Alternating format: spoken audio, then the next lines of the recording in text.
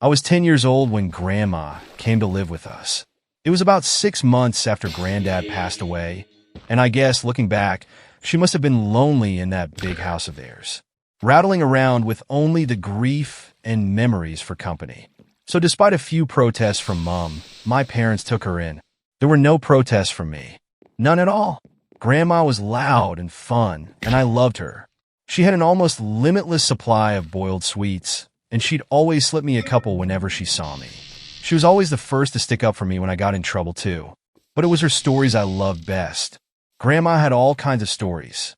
Stories about growing up during World War II, and stories about the things she'd get up to with her friends on the South Coast after her family had been evacuated.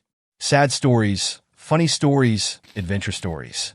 But it was her scary stories that were my favorite. Grandma had lots of scary stories.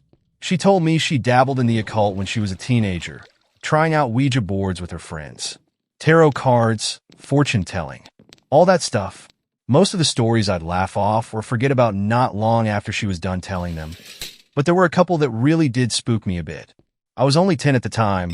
You have to understand,